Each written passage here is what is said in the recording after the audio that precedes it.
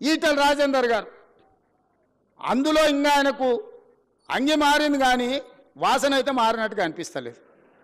నాకు కొంచెం గౌరవం ఉండే, ఎందుకంటే ఇట్లాంటి దాంట్లో కొంచెం కలిసి వస్తాడేమని. ముందు రోజు హరీష్ కేటీఆర్ మాట్లాడితే తెల్లారి అదే జిరాక్ తీసుకొచ్చి రాజేందర్ అన్న చదువుతున్నాడు.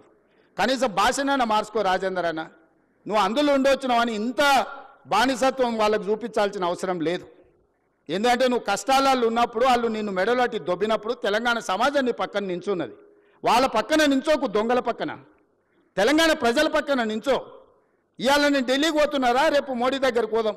సబర్మతి రివర్ ఫ్రంట్లో 64,000 కుటుంబాలను బయటకు పంపించిండు ఆయన.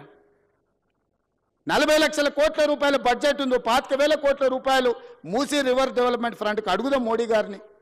ఎందుకు ఏడు మోడీ గారు మనకు? మనం పన్ను కడతలేమా? సికింద్రాబాద్ నువ్వే గెలుస్తువి, చేవెళ్ళ నువ్వే గెలుస్తువి, మల్కాజ్గిరి నువ్వే గెలుస్తువి, మెదక్ నువ్వే గెలుస్తువి, అన్నీ మీరే గెలుస్తారు. మరి మీకు బాధ్యత లేదా? 10,000, 20,000, 25,000 కోట్లు మోడీ దగ్గర ఇప్పించడానికే. నేను ఎందుకు చెప్తున్నంటే బాధ్యత రహితంగా కొంతమంది ఏం చేసినా తప్పు పట్టాలి, కాళ్ళలో కట్టె పెట్టాలి. ఒక్కటే కార్యక్రమం, మేము ఇన్ని రోజులు దోసుకున్నాం, వీడి పైసలు పెట్టి పనిచేస్తే తెలంగాణ బాగుపడితే వాళ్ళ దోపిడీ కొట్టొచ్చినట్టు కళ్ళకు కనిపిస్తుంది. 100 ఏళ్ళ గురించి నేను చెప్పిన, సాగర్ గురించి లేకపోతే శ్రీశైలం గురించి 10 ఏళ్ళు వీలు కట్టినవి చెప్పిన.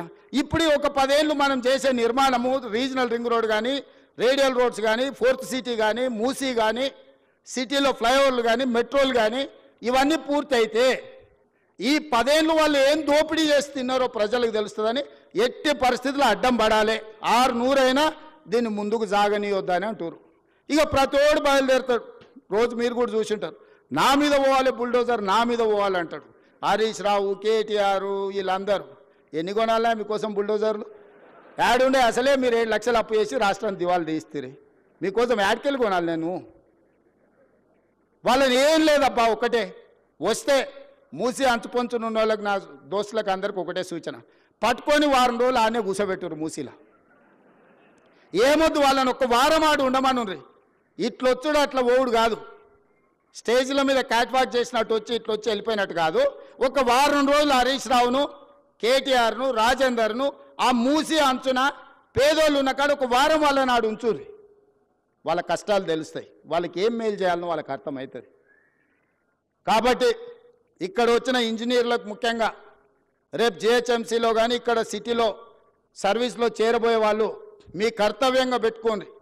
రేపు గొప్పగా మీ సర్వీస్లో మేము రీజనల్ రింగ్ రోడ్ వేయగలిగినాము, మేము రేడియల్ రోడ్ వేయగలిగినాము, మేము మూసి నిర్మించినాము, హైదరాబాద్ నగరంలో మెట్రోను మేము నిర్మించినామని చెప్పుకునే విధంగా గొప్పగా పనిచేయండి. ప్రభుత్వం మీకు అండగా నిలబడుతుంది.